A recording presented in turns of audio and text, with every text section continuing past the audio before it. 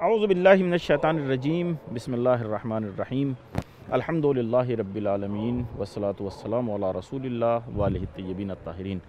नाज़रीन इकराम, खुदावंद मुताल की बारगाह में शुक्रगुज़ार हैं कि उसने हज़रत इमाम ज़माना अज्जलल्लाहु ताला फ़रजहु शरीफ की विलादत के मौके पर हमें तौफ़ीक़ दी कि मस्जिद मुक़द्दस जमकरान से ये प्रोग्राम बराह रास्त आपकी खिदमत में हिदायत टीवी के प्लेटफॉर्म से नशर करने की सादत हासिल कर रहे हैं। नाज़रीन, इस प्रोग्राम में हम आपकी खिदमत में खुशामदीद अर्ज़ करते हैं और आप तमाम नाज़रीन जहाँ कहीं भी हमारा प्रोग्राम देख रहे हैं, आप तमाम नाज़रीन की खिदमत में दिल की गहराइयों से हदिया इस्लाम पेश करते हैं और खुदावंद मुताल की बारगाह में दुआ गो हैं कि वो आप तमाम नाज़रीन को, दुनिया के तमाम मुसलमानों को अपने हिफ्ज़ व अमान में रखें। नाज़रीन, हज़रत इमाम ज़माना अज्जलल्लाहु ताला फ़रजहु शरीफ की विलादत के अय्याम हैं और ज़ाहिर है ये ऐसे अय्याम हैं कि जो पूरे साल, अगर आप पूरे साल पर नज़र डालें तो ये जो अय्याम हैं इनकी अलग अहमियत है, अलग ख़ासियत है, इसलिए कि ये हमारे ज़माने के जो इमाम हैं उनकी विलादत के अय्याम हैं। तो जिस तरीक़े से दूसरे अइम्मा हैं, तमाम हुज्जज इलाही हैं, लेकिन हमारे ज़माने के इमाम का एक ख़ास हक़ हमारे ऊपर है। तो इसी तरीक़े से जैसे दूसरे अय्याम हैं वो ठीक है अपनी जगह, मसलन विलादत के अय्याम भी हैं, शहादत के अय्याम भी हैं, लेकिन ये अय्याम जो हैं वो एक ख़ास हक़ रखते हैं।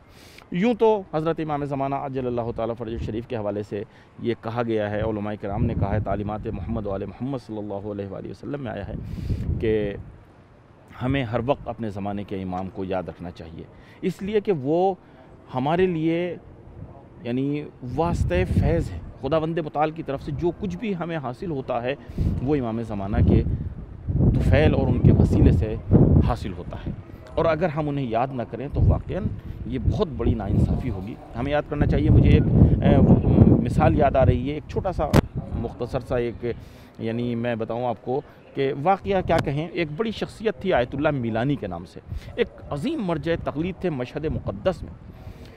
वो उनके पास कुछ जवान आते हैं और आने के बाद जवान उनसे कहते हैं कि क़िबला हमें कुछ नसीहत फरमाइए। जब बुज़ुर्गों से मुलाकात होती है तो जवानों की तमन्ना होती है कि कुछ वाज़, कुछ नसीहत उलमाए किराम से हासिल करें। तो उन्होंने कहा क़िबला कुछ नसीहत फरमाइए।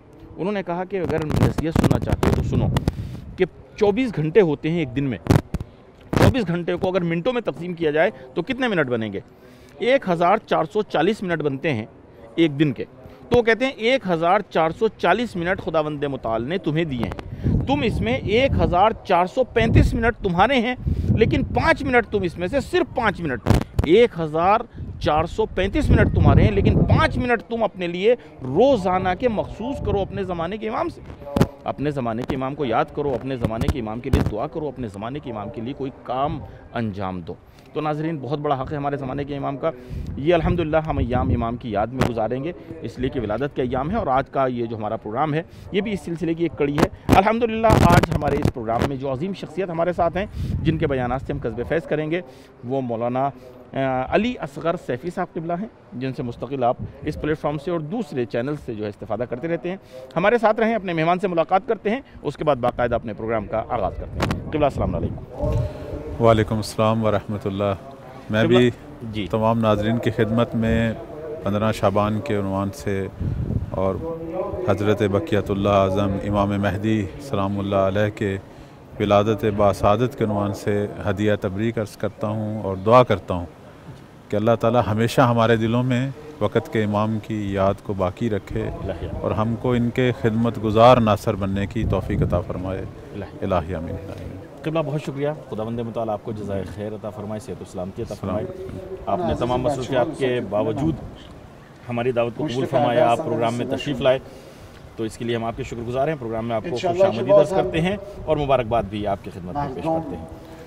बहुत बहुत शुक्रिया। मैं भी इसी मुनासबत से आपकी खिदमत में, नाज़रीन की खिदमत में मुबारकबाद देता हूँ, और ये हमारा वजीफ़ा है कि जब तक ज़िंदा हैं और सांस में सांस है, जिस तरह हम पर ज़रूरी है कि अपने परवरदिगार की इबादत करें, इसी तरह ज़रूरी है अपने ज़माने के वली की इताअत करें।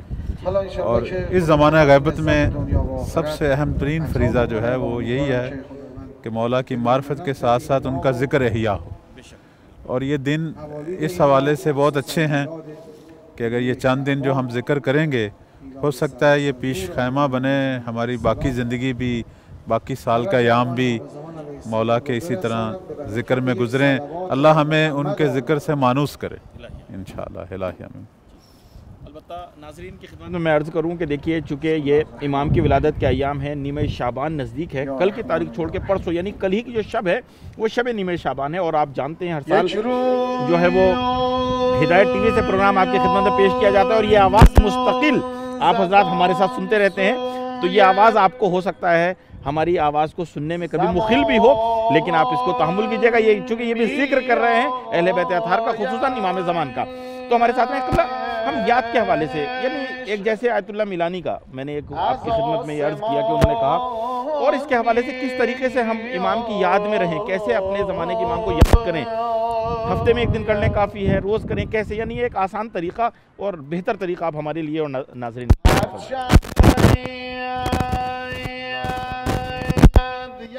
وقت کے حی و حاضر جو امام ہیں ان کا حق تو یہ ہے کہ ہر لحظے ان کی یاد ہو، چونکہ وہ حجت خدا ہیں، اور شیعہ جو ہے اس کی یہ شناخت ہے کہ وہ سب سے پہلے امامی ہے، یعنی اس کی زندگی کا مرکز اور محور جو ہے وہ امام ہے، اور امام کی معرفت ہر زمانے میں ہم پر واجب ہے، جیسا کہ ہمارے پیغمبر اسلام صلی اللہ علیہ وآلہ وسلم کا فرمان ہے کہ جو شخص زمانے کے امام کی معرفت حاصل کرتا ہے وہی جاہلیت کی موت سے بچتا ہے۔ البتہ حدیث یہ ہے کہ اگر کوئی اس حال میں مرے کہ زمانے کے امام کی معرفت نہ رکھے وہ جاہلیت کی موت مرتا ہے، تو اس کا پھر مفہوم یہ ہوا کہ جو معرفت حاصل کرتا ہے وہ جاہلیت کی موت سے بچتا ہے۔ تو اب معرفت جو ہے اس کا یہ تقاضا ہے کہ جس ہستی کی ہمارے اندر معرفت ہے اس ہستی سے ہم انس پیدا کریں۔ آپ دیکھیں کہ ہمارے چھٹے مولا امام جعفر صادق علیہ السلام نے ایک اہم ترین جو دعائے عہد جسے ہم کہتے ہیں اس کے بارے میں فرمایا، بلکہ اس کا فلسفہ بھی یہی ہے کہ ہر روز اپنے زمانے کے امام کی بیعت کرو،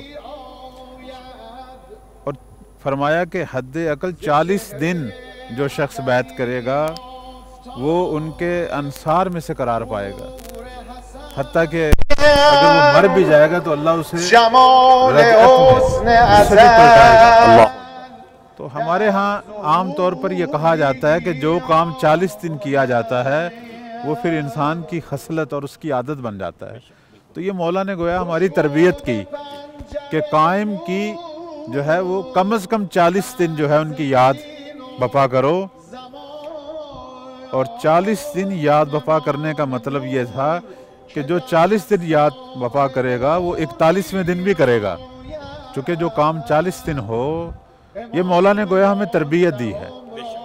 تو امام جو وقت کے حی و حاضر امام ہیں کہ جو ہماری زندگی کا محور ہیں، جو واسطہ فیض ہیں، جن سے ہمیں ہدایت میسر ہو رہی ہے، جو کائنات کی ہر چیز میں پروردگار نے انہیں مرکز قرار دیا ہے، تو یہ ہستی تو ہمیشہ یاد رہنی چاہیے۔ تو ہم یہ نہیں کہہ سکتے کہ مولا کی یاد کو ہم محدود کریں ایک دن میں، ہفتے میں، ایک گھنٹے میں، نہیں، ان کا حق ہے کہ یہ ہر سانس میں یاد رہیں، کیونکہ ہر سانس انہی کے واسطہ فیض سے ہمیں میسر ہو رہی ہے۔ جی صحیح فرمایا آپ نے، اور ہمیں تو واقعی اس طرح سے تربیت دی گئی ہے، خاص طور پہ جب کہا گیا کہ نماز صبح کے بعد تم دعائے عہد پڑھو، یعنی اپنے دن کا آغاز ہی جو ہے وہ اپنے زمانے کے امام کی یاد سے کرو۔ بالکل، بے شک ایسا ہی ہے، اور دعائے عہد کا بہترین زمان جو ہے وہ یہی ہے کہ ہم اسے صبح کے ٹائم اور بالخصوص نماز فجر کی تعقیبات میں اسے قرار دیں۔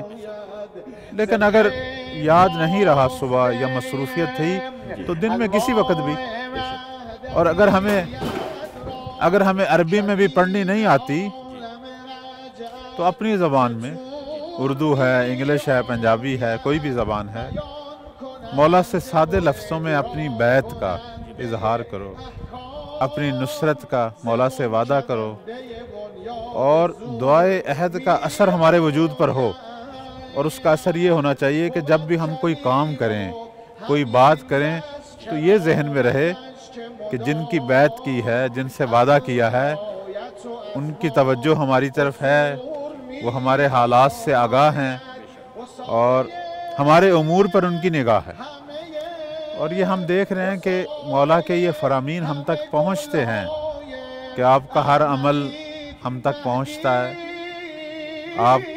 آپ جو ہیں وہ ہماری نگاہوں سے اوجھل نہیں ہیں، حتیٰ کہ ہمارے برے کام بھی مولا تک پہنچتے ہیں، اور مولا نے اس پر رنج کا اظہار بھی کیا ہے اور اچھے کاموں پر خوشی کا اظہار کیا ہے۔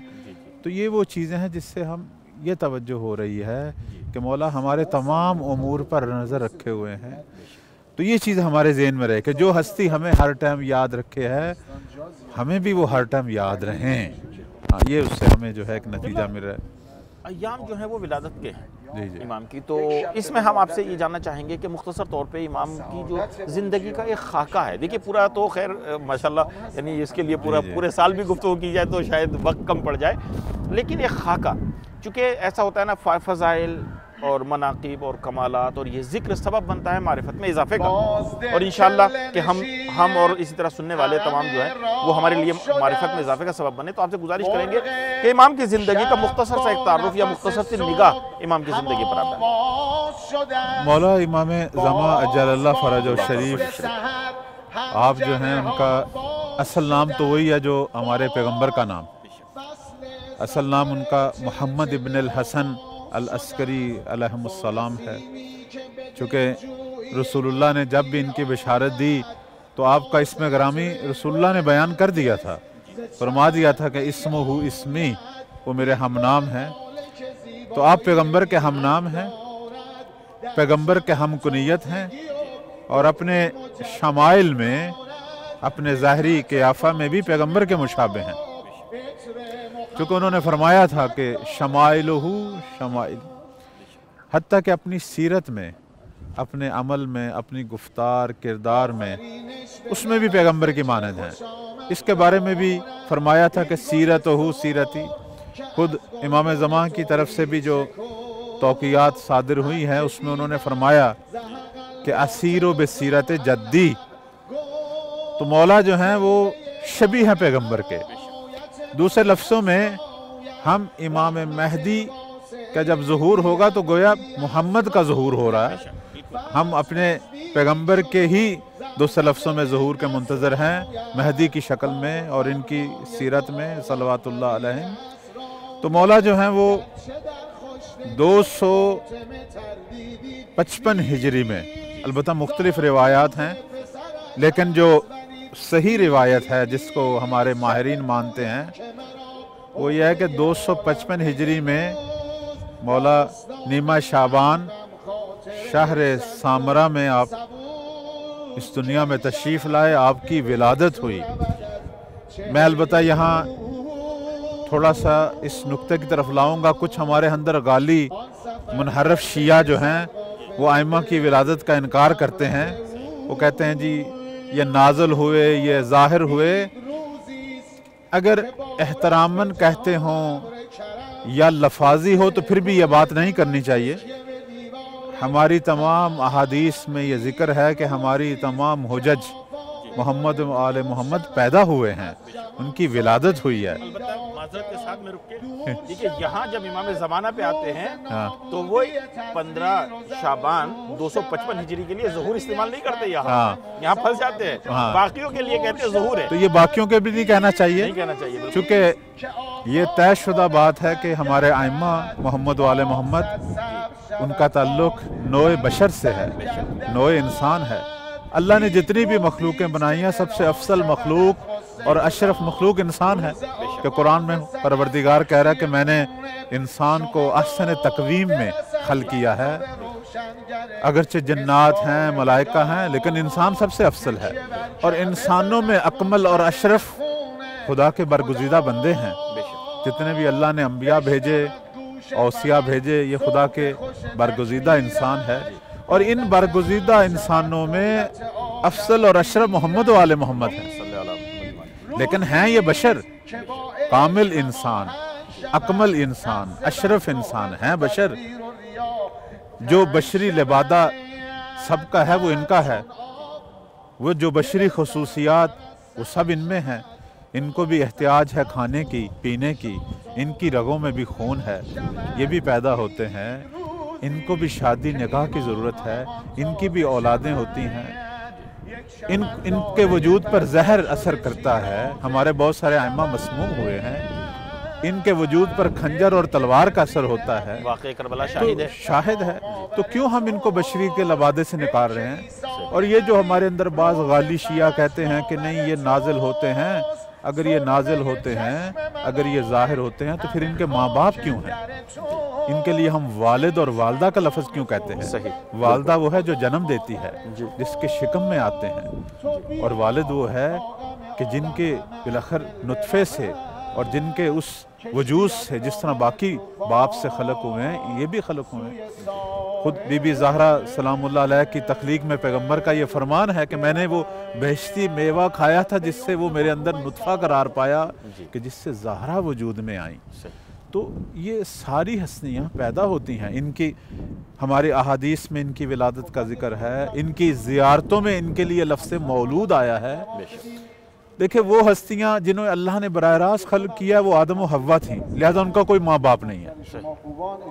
وہ ہستی جس سے اللہ نے بغیر باپ کے خلق کیا وہ عیسیٰ تھے, لہذا ان کے والد کا ذکر, لیکن پھر بھی ماں کا ذکر ہے. شکم تھا, ماں حاملہ تھی, شکم تھا, ماں کے شکم میں جنم لیا, حضرت عیسیٰ پیدا ہوئے. تو باقی الحمدللہ ہمارے تمام ائمہ محمد و آل محمد کے والدین ہیں. اور کیوں ہم ان کو والدین سے محروم قرار دیتے ہیں؟ ہمارے بعض غالی شیعہ, اب یہ جہالت ہے یا حماقت ہے یا سازش ہے, جو بھی ہے, ہم ان لوگوں کو نہیں مانتے, ان کی مذمت کرتے ہیں. محمد آل محمد پیدا ہوئے ہیں, مولا امام زمان پیدا ہوئے ہیں, اور ان کے والد امام حسن عسکری علیہ السلام جو ہمارے 11ویں امام, اور ان کی والدہ مارجدہ حضرت نرجس خاتون سلام اللہ علیہا, کہ جنہیں روم میں ملیکہ کہا جاتا تھا, لیکن جب انہوں نے خانوادہ اہل بیت میں جب وہ تشریف لائیں تو ان کو بہت سارے لقب ملے, بہت سارے نام ملے. ریحانہ بھی کہا گیا, مریم بھی کہا گیا, اور اہم ترین جو نام تھا جو انہیں ملا وہ نرجس تھا. تو بی بی نرجس خاتون جو ہیں سلام اللہ علیہا وہ والدہ ماجدہ ہیں مولا کی. 255 ہجری کو ولادت ہوئی, 5 سال اپنے والد کا زمانہ دیکھا. 260 ہجری میں زمانہ غیبت شروع ہوا. 260 ہجری میں امام عسکری علیہ السلام کی شہادت ہوئی, ان کا جنازہ پڑھایا مولا نے. 5 سال عمر مبارک تھی, یہاں سے آغاز غیبت ہے, اور غیبت صغرا شروع ہوئی. 329 کو غیبت کبریٰ کا آغاز ہے, اور یہ ابھی تک جاری و ساری ہے. غیبت صغرا میں مولا کے 4 نائب تھے جنہیں نواب اربع کہا جاتا ہے. غیبت صغرا میں مولا کی ملاقات تھی لوگوں سے, رابطہ تھا, خط و کتابت تھی, لیکن غیبت کبریٰ میں مولا کے نائب خاص نہیں ہیں, نائب عام ہیں. یہی فقہا, یہی مراجع بے عنوان نیابت مولا کی طرف سے ذمہ داریاں ادا کر رہے ہیں. تا ظہور یہ مولا کے نائب امام ہیں. تو ان کی تقلید, ان کی پیروی خود امام کی پیروی ہے, امام کی تقلید ہے. ہمارے ہاں بعض منحرف لوگ یہ بھی کہتے ہیں, جی چونکہ غیبت کے حوالے سے بہت سے سوالات ہیں, جی میں آپ سے جی پوچھنا چاہوں گا. ہمارے ناظرین جو ہے وہ سوالات کرتے رہتے ہیں, تو لیکن میں ایک سوال یہاں پہ آپ سے پوچھنا چاہوں گا. یہ زندگی کا جو آپ نے ایک مختصر سا خاکہ بیان فرمایا, وہ یہ کہ جو امام علیہ السلام کا نام ہے وہ آپ نے فرمایا کہ حضور کا نام ہے, وہی جو ہے امام کا نام ہے. لیکن ایک خصوصیت جو امام کے نام کے لیے ملتی ہے وہ یہ ہے کہ امام کا نام جو ہے وہ نہ لیا جائے, یا ہمارے ہاں جو لکھا بھی جاتا ہے تو جدا جدا لکھا جاتا ہے, مثلا میم ہے, میم دال. تو اس کے حوالے سے ہم جاننا چاہیں گے کہ اس کا کیا سبب ہے, کیوں کہا جاتا ہے کہ امام کا نام جو ہے وہ نہ لیا جائے؟ جی, اصل میں یہ ہے کہ 2 یہاں چیزیں ہیں جن کی طرف توجہ ضروری ہے.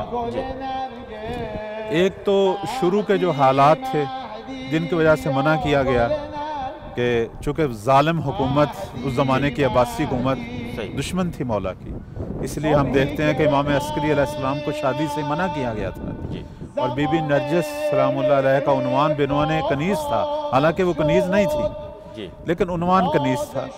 تو اس لیے منع کیا گیا تھا کہ عباسی ظالم حکومت مہدی کی ولادت سے ڈرتی تھی، صحیح، چونکہ یہ بشارتیں رسول اللہ سے جیسے ہماری شیعہ کتابوں میں ہیں تو ان کی کتابوں میں بھی تھیں، تو وہ اس ہستی کے آنے سے ڈرتے تھے جنہوں نے آ کے ظلم کا خاتمہ کرنا تھا، چونکہ وہ خود ظالم تھے، تو لہٰذا دشمن تھے مولا کے۔ امام کی ولادت مخفی ہوئی اور آغاز غیبت میں باقاعدہ منع کیا گیا تھا کہ نام نہ لیں، چونکہ جب مولا نے جنازہ پڑھا تھا تو ظالم حکومت ان کے پیچھے تھی، ڈھونڈ رہی تھی، ان کو شہید کرنا چاہتی تھی، تو سب سے زیادہ سختیاں شیعوں پر ہو رہی تھیں، لہذا شیعوں کو منع کیا گیا تھا کہ آپ، اب آج اس کی میں وضاحت کرتا ہوں کہ نام نہ لیں لیکن ان کو القاب سے یاد کریں، لہذا مختلف القاب جو مولا کے تھے، قائم، بقیت اللہ، اور بالخصوص مشہور لقب جو مہدی ہے وہ تھا، لہذا مولا کو امام مہدی کے عنوان سے جو ہم یاد کرتے ہیں اور آج بھی ہمارے اندر زیادہ مشہور، تو یہ لقب ہے، یہ نام نہیں ہے، بے شک، تو نام سے منع کیا گیا۔ لیکن آج چونکہ یہ سختی نہیں ہے، آج وہ مشکلات نہیں ہے، لیکن ہم نام لے سکتے ہیں، لیکن ایک نقطہ اور ہے جو میں بیان کروں گا، وہ یہ ہے کہ بزرگوں کا، بڑوں کا احتراماً نام نہیں لینا چاہیے، ان کو القاب سے یاد کرنا چاہیے۔ جیسے ہم اپنے بزرگوں کو کسی کو کہتے ہیں جی شاہ صاحب، کسی کو کہتے ہیں چودھری صاحب، کسی کو کہتے ہیں ملک صاحب، بلکہ تخلص سے پکارتے ہیں جعفری صاحب، جی فلانے زیدی صاحب، تو نام احتراماً نہیں لیتے، تو محمد و آل محمد کا بھی احتراماً نام نہیں لیں، چونکہ احترام یہ تقاضا کرتا ہے کہ چھوٹا بڑے کا نام نہ لے، لقب سے یاد کرے، جیسے ہم باقی اماموں کو کہتے ہیں، کسی کو کہتے ہیں سید و شہداء، کسی کو کہتے ہیں امام رضا، اب امام رضا لقب ہے، اصل نام تو ان کا علی تھا، یا ہم کہتے ہیں فلاں امام صادق، نام تو جعفر تھا، یا کہتے ہیں امام کاظم یا امام نقی تقی صلوات اللہ علیہ، یہ سارے القاب ہیں، تو جس طرح احتراماً باقیوں کو لقب سے یاد کرنا مستحب ہے، اسی طرح امام زمان کو بھی احتراماً لقب سے یاد کرے، لیکن اگر کوئی نام لیتا ہے تو آیا گناہ ہوا ہے؟ نہیں، گناہ نہیں ہوا، نہ کوئی حرام ہوا ہے، تو خلاف احترام۔ صحیح قبلہ، ایک سوال اور میں آپ سے پوچھنا چاہوں گا کہ یوں تو سب کے سب ہمارے امام ہیں، اور یہ بھی کہا گیا ہے کہ من انکر منہم واحدا فقد انکر الجمی، اگر کوئی کسی ایک کا انکار کرتا ہے تو گویا کہ وہ ظاہر ہے اب اسناد شرعی نہیں رہا، وہ اس دائرے سے خارج ہو جاتا ہے، اور سب کے اوپر ایمان رکھنا ضروری ہے۔ حضرت امیر المومنین علیہ السلام سب سے افضل ہیں، اس میں بھی کوئی شک نہیں ہے، لیکن میں یہ جاننا چاہوں گا کہ ایک خصوصیت ہمارے زمانے کے امام کی یہ بھی ہے کہ جب باقی اماموں کا ہم نام اگر لیتے ہیں یا لقب بھی لیتے ہیں تو وہ احترام ہمیں نظر نہیں آتا، لیکن اپنے زمانے کے امام کا نام تو لیتے نہیں ہیں، لقب ہی ہوتا ہے، لیکن اس وقت یا تو اپنے مقام سے کھڑے ہو جاتے ہیں، یا مثلاً سر پر ہاتھ رکھتے ہیں، یا دونوں عمل سر پہ ہاتھ رکھ کے کھڑے ہو جاتے ہیں، تو یہ مثلاً کچھ ہمیں معصومین علیہ السلام سے اس کا کوئی وہ ملتا ہے، یہ ہمارے بزرگوں کی دین ہے، یہ کہاں سے سنت جو ہے ہمارے اندر بنائی؟ دیکھیں، یہ بنیادی طور پر یہ سیرت اور سنت جو ہے دو اماموں سے ہمیں ملی ہے، ایک امام صادق علیہ السلام اور ایک امام رضا علیہ السلام، البتہ باقی ائمہ سے بھی نقل ہوئی ہوگی، ہم تک نہیں پہنچی۔ وہ یہ ہے کہ جب بھی امام قائم کا ذکر ہوتا تھا امام صادق احتراماً کھڑے ہو جاتے تھے، اور یہ استحباب جو ہے یہ مولا امام صادق نے ہمیں سکھایا، اور اس کے بعد یہ سیرت چل پڑی، حتیٰ کہ ہمارے ائمہ بھی اس سیرت پر عمل کرتے تھے، بالخصوص امام رضا علیہ السلام کے زمانے میں بھی ہم دیکھتے ہیں، اگرچہ مولا دنیا میں تشریف نہیں لائے، پیدا نہیں ہوئے، لیکن ان کا احترام اتنا باقی ائمہ کے دلوں میں تھا کہ جب ان کا ذکر کرتے تھے تو احتراماً کھڑے ہو جاتے تھے۔ تو آج ہم جمعہ کے خطبات، عید کے خطبات یا عام حالت میں احتراماً جو کھڑے ہوتے ہیں، تو اس کا مطلب یہ نہیں کہ باقی ائمہ کی بے احترامی ہوئی ہے، نہیں، بلکہ ان کے حوالے سے اس خصوصی مستحب کو ہمارے ائمہ نے بیان کیا ہے اور ہم کر کے دکھایا، اور ہم ان کی سیرت پہ چلتے ہیں تو گویا ہم اقتدا کرتے ہیں امام صادق علیہ السلام کی، تو ان کی اقتدا میں کھڑے ہوتے ہیں، ورنہ ہمارے لیے تو اولنا محمد، آخرنا محمد، اوسطنا محمد، وکلنا محمد۔ اب یہ جو احترام، اس کا فلسفہ کیا ہے، اس کا فلسفے کی طرف آتے ہیں، وہ یہ تھا کہ ہمارے باقی ائمہ کا بہت مقام ہے، لیکن وہ ہادی تھے، انہوں نے دین کو پہنچایا ہے، اس امام نے دین کو نافذ کرنا ہے مشرق سے مغرب تک، اور وہ کام کرنا ہے جو آج تک نہ کوئی نبی کر سکا، نہ کوئی اس کا وسیع کر سکا، اگرچہ سارے نبی اپنی جگہ قابل احترام اور ان کی خدمات سب عظیم، لیکن یہ بقیت اللہ ہیں، ساری حجتوں کا خلاصہ ہیں، ان کے اندر سارے نبیوں اور اماموں کی شباہتیں ہیں، تو انہوں نے وہ کام کرنا ہے کہ جس کی آرزو آدم کے دل میں تھی، نوح کے دل میں تھی، موسیٰ کے دل میں تھی، ابراہیم کے دل میں تھی، پیغمبر کے دل میں تھی، علی مرتضیٰ کے دل میں تھی، 11 اماموں کے دلوں میں تھی۔ تو ان آرزوؤں کو تحقق دینے والی ہستی یہ ہے۔ اب آپ دیکھیں کہ بعض روایتیں ایسی ہیں کہ جن میں ہمارے ائمہ کہتے ہیں کہ ابراہیم خلیل نے صلوات اللہ نے اللہ سے جب محمد و آل محمد کو دیکھنے کی آرزو کی تو خدا نے جب ان کو انوار دکھائے تو سارے انوار بیٹھ کر عبادت کر رہے تھے، ایک نور کھڑا تھا۔ تو انہوں نے پوچھا یہ کون ہے؟ تو فرمایا یہ وہی ہے جو ہمارا قائم ہے، جس نے دین کو پوری دنیا پر نافذ کرنا۔ دیکھیں نا، اب باقیوں نے دین پہنچایا ہے، اس میں کوئی شک نہیں ہے، لیکن وہ زمانہ جس پر قرآن کی 200 زیادہ آیتیں بشارتیں دے رہی ہیں، بالخصوص سورہ نور کی آیت جو یہ کہہ رہی ہے کہ دنیا پر ایک زمانہ آنے والا ہے کہ جب فقط توحید کا بول بالا ہوگا اور دین اسلام پوری دنیا کے ادیان پر غلبہ کرے گا۔ تو یہ ساری برکات اسی امام کے وجود سے ہیں۔ میں ایک یعنی بس چند سیکنڈ کے لیے آپ کو روکوں جی گا، جی جی کیونکہ آپ نے بہت اہم نقطے کی طرف اشارہ کیا ہے۔ میں ناظرین کی طرف بھی متوجہ ہو کے یعنی یہ کہنا چاہوں گا کہ اب ہم کل کی جو آنے والی تاریخ ہے اس کو یہی سوچ کر ہم جو ہیں یعنی وہ اعمال انجام دیں اور جو یعنی خوشیاں منائیں یا اپنے آپ کو اس طریقے سے تیار کریں کہ اس تاریخ میں وہ ذات آ رہی ہے کہ جس ذات کا انتظار حضرت آدم سے لے کر حضرت خاتم النبیین محمد مصطفیٰ صلی اللہ علیہ وآلہ وسلم اور ہمارے مولا کائنات سے لے کے حضرت امام حسن عسکری علیہ السلام تک انتظار کرتے آئے۔ تو یعنی 15 شعبان میں جو ہے 15 شعبان کو وہ تشریف لا رہی ہیں، تو اسی کے اعتبار سے پھر ہمیں تیار بھی ہونا پڑے گا اس کے لیے۔ جی آپ نے بہت اچھا نقطہ بیان فرمایا، بسم اللہ۔ تو بالآخر مولا کی جو انفرادی خصوصیت تھی وہ یہی ہے، جس طرح آپ نے بھی اشارہ فرمایا کہ صرف ہم منتظر نہیں ہیں، بے شک، بلکہ اس سے پہلے والے شیعہ جو ہمارے گزشتہ ائمہ کے زمانے میں تھے وہ بھی منتظر تھے۔ فقط وہ منتظر نہیں ہیں، ہمارے امام بھی منتظر تھے، حتیٰ کہ رسالت مآب بھی منتظر تھے، حتیٰ اس سے پہلے والی امتیں اور ان کے جو انبیاء تھے وہ بھی منتظر تھے۔ اس لیے آپ دیکھیں کہ ہر دین کے اندر منجی کی بشارت ہے، مصلح کی بشارت ہے۔ تو یہ بشارتیں بتا رہی ہیں کہ امام کا انتظار بہت پرانا ہے، صدیوں ہزاروں سالوں سے پرانا ہے، اور یہ انتظار صرف امام کا نہیں ہے، خدا کے دین کا پوری دنیا پر نافذ ہونے کا انتظار ہے، پوری دنیا کا عدل و انصاف سے بھرنے کا انتظار ہے، پوری دنیا پر امن و امان کا انتظار ہے، اور انسانوں کا سعادتوں پر پہنچنے کا انتظار ہے، کمال انسانیت کے جو جلوے ہیں ان کا انتظار ہے۔ یہ سارا انہی کے وجود سے، لہٰذا حق ہے کہ یہ وہ ہستی ہے کہ جس کے لیے امام صادق بھی کھڑے ہوں، امام رضا بھی کھڑے ہوں، اور ہم بھی ان کی اقتداء میں کھڑے ہوں انشاءاللہ۔ اللہم صلی علی محمد۔ قبلہ اب آتے ہیں ہم غیبت کی طرف، جیسے آپ بیان فرما رہے تھے، لیکن ہم آپ سے یہاں پہ بھی یہ سوال کرنا چاہیں گے کہ ہمارے تمام جو ائمہ ہیں وہ ظاہر بظاہر دنیا کے سامنے یعنی انہوں نے تبلیغ دین کی اور ہدایت کے فرائض کو انجام دیا، اور ہمارے امام بھی جو ہے وہ یعنی ظاہری طور پر بھی رہ کر ہدایت کا کام انجام دے سکتے تھے، لیکن کیا سبب ہے اس کا کہ جو خداوند متعال نے ہمارے اس امام کو پردہ غیب میں رکھا؟ یعنی در واقع وہی جو غیبت کا فلسفہ ہے وہ مختصر طور پر آپ ہمارے لیے بیان فرمائیے۔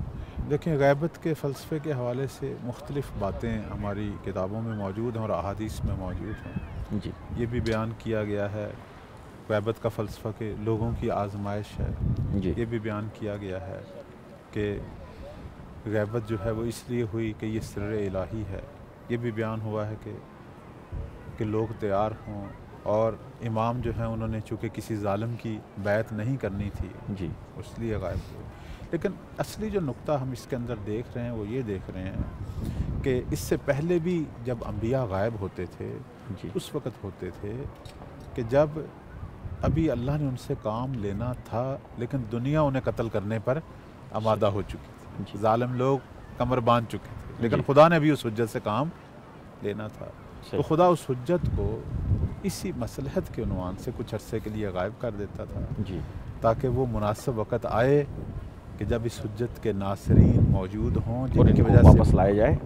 جیسے ہم دیکھتے ہیں کہ حضرت موسیٰ کی جان کو خطرہ ہوا تو اللہ نے انہیں مصر سے مدائن کی طرف جانے کا حکم دیا، صحیح، مدائن پہنچے، اور جب بنی اسرائیل تیار ہوئے ان کی نصرت کے لیے تو موسیٰ واپس پلٹ آئے۔ جی، خود حضرت عیسیٰ کی جان کو خطرہ ہوا، جی ابھی خدا نے عیسیٰ سے کام لینا ہے، اللہ نے انہیں آسمان چاروں پر اٹھا لیا، جی جب واقعاً وہ وقت آئے گا امام مہدی ضرور آئیں گے، ناصرین تیار ہوں گے، عیسیٰ بھی آئیں گے۔ خود ہمارے پیغمبر کی جان کو خطرہ ہوا تو اللہ نے غار ثور میں 3 دن کے لیے غائب کر دیا، اور جب حالات سازگار ہوئے تو یہی پیغمبر مدینہ پہنچے جہاں انصار ان کی نصرت کے لیے تیار تھے۔ یہی پیغمبر 13 سال تک مظلومانہ زندگی گزارتے رہے، لیکن جب ناصر ملے تو اسی پیغمبر نے حکومت کو قائم کیا۔ تو غیبت جو ہے وہ اس وقت ہوتی ہے جب نبی یا امام کی جان کو خطرہ ہوتا ہے۔ اب مولا کی اس وقت جان کو خطرہ تھا، اس لیے امام پس پردہ چلے گئے، چونکہ ناصر تیار نہیں تھے۔ وہ لوگ جنہوں نے نصرت کرنی تھی، جن کے ذریعے مولا نے پوری دنیا پہ انقلاب الہی برپا کرنا تھا، وہ اس وقت تیار نہیں تھے، موجود نہیں تھے۔ اسی لیے ضروری تھا، چونکہ خدا نے ان سے کام لینا ہے، ان کے ذریعے پوری دنیا پر دین اسلام کو نافذ کرنا ہے، تو حکم خدا سے مولا جو ہیں وہ پردہ غیبت میں گئے کہ سب سے بڑا مسئلہ ان کی جان کی حفاظت ہے۔ اس لیے ہم دیکھتے ہیں کہ روایات غیبت میں جب بھی پیغمبر سے حتیٰ کہ ائمہ سے پوچھا گیا تو انہوں نے یہی کہا تھا کہ ان کی جان کی حفاظت کے لیے خدا نے ان کو غائب رکھنا ہے۔ اور اس سے ہم یہ بھی الہام لے رہے ہیں کہ ابھی تک دنیا، عالم اسلام، بالخصوص عالم تشیع ابھی تک تیار نہیں ہوئے کمیت اور کیفیت کے اعتبار سے۔ یہ سوال سامنے آتا ہے، چونکہ اگر صرف جان کی حفاظت تھی تو وہ مرحلہ تو طے ہو چکا ہے، اب آ جانا چاہیے پھر جب جان۔ ابھی بھی ہم اتنی وسعت کے ساتھ تیار نہیں ہوئے کہ اپنے مولا کے، جنہوں نے کسی ایک خاص علاقے میں انقلاب نہیں لانا، پوری دنیا کے لیے لانا ہے، پوری دنیا کے بڑے بڑے ظالموں سے، استعماری قوتوں سے، طاقتور ممالک سے ان کی جنگ ہونی ہے۔ تو آپ کیا سمجھتے ہیں کہ آیا اتنی تعداد میں ناصر تیار ہو چکے ہیں کہ مولا کی نصرت کریں، ان کی جان کی بھی حفاظت کریں اور ان کے اہداف کو بھی محقق کریں؟ یقیناً نہیں ہوئے۔ ہو سکتا ہے آپ کہیں جی ہزاروں کی تعداد میں ہیں، لاکھوں کی تعداد میں ہوں، تو ہو سکتا ہے یہ ایک ملک کی حد تک تو ٹھیک ہے، ان کی بنسبت دشمنوں کی تعداد تو بہت زیادہ ہے۔ میں یہی عام طور پر اپنے ناظرین کی خدمت میں کہوں گا کہ عام طور پر ہم یہ دعا تو کرتے ہیں اور یہ ہمارا فریضہ ہے کہ ہم مولا کے ظہور کی دعا کریں، لیکن دعا جو ہے وہ بغیر دوا کے جتنا اسے اثر رکھنا چاہیے وہ نہیں رکھتی۔ ہم جب بیمار ہوتے ہیں تو اس وقت بھی دعا کرتے ہیں، لیکن ساتھ ڈاکٹر کا نسخہ بھی استعمال کر رہے ہوتے ہیں۔ تو مولا کے ظہور کی دعا تو کر رہے ہیں، لیکن دوا کب کریں گے؟ وہ دوا وہی ہے کہ ہم عملی طور پر مولا کے ناصر بنیں اور کیفیت اور کمیت میں اتنی تعداد ہو جو دنیا میں ان کے ظہور کے لیے کافی ہو، اور ان کے اہداف کو انہوں نے قیام کرنا ہے۔ 7 مہینے لڑائی ہے، 7 مہینے ہمارے وجود سے، ان کے ناصروں کے وجود سے خون بہنا ہے، تب یہ دین نافذ ہونا ہے۔ دیکھنا ابھی بہت سارے لوگ اس انتظار میں ہیں کہ ہمارا صرف وظیفہ دعا ہے، باقی مولا خود ظہور کریں گے تو وہ معجزانہ طریقے سے دنیا پہ قابض ہو جائیں گے۔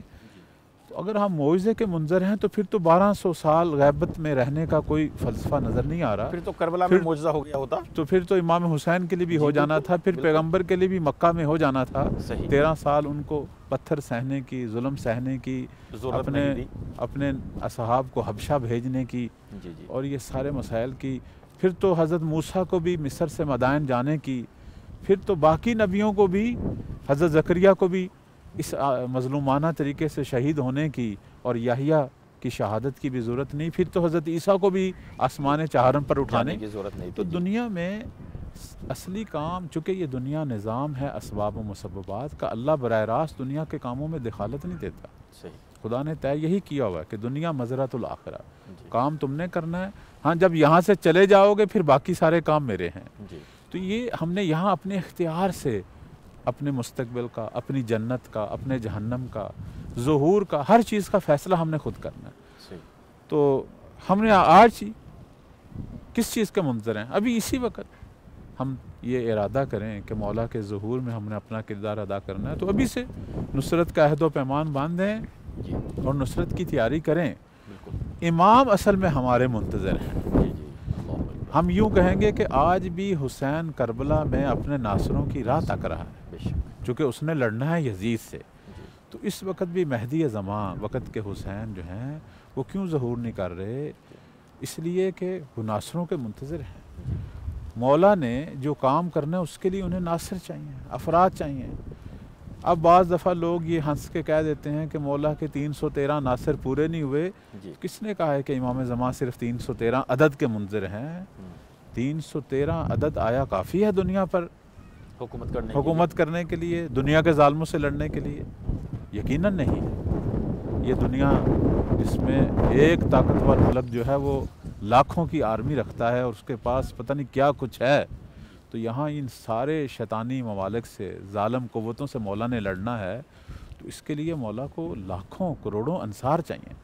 بلکہ میں ایک سادہ سی بات کہتا ہوں کہ دیکھیں آج قبلہ وہ 313 کا عدد تو پھر بھی 313 عدد جو ہے وہ کمانڈر ہیں، وہ اصحاب خاص ہیں، یعنی ان کے تحت پھر ہمیں پوری فوج چاہیے، ان کے تحت ہیں وہ 313 کے ہم منکر نہیں ہیں۔ صحیح 313 اصحاب خاص ہیں جو مولا سے عہد و پیمان کریں گے، اور 313 جو ہیں آپ کی خدمت میں عرض کروں گا کہ یہ وہ لوگ ہیں کہ جو ملتوں کے پیشوا ہیں، جن کے پیچھے پوری پوری ملت ہے۔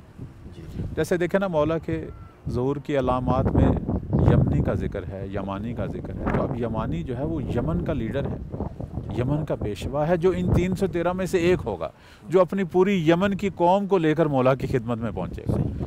تو اگر ہم 313 کی مثال دیں تو میں آج کے دور میں اس کی یوں مثال دوں گا جیسے ایران میں سید علی خامنائی، کہ جن کے پیچھے ایک ملت ہے، عراق میں آیت اللہ سیستانی جن کے پیچھے ملت ہے، لبنان میں نصر اللہ جس کے پیچھے ایک ملت ہے، یمن میں یمن کے جو رہنما ہیں جن کے پیچھے پوری یمنی۔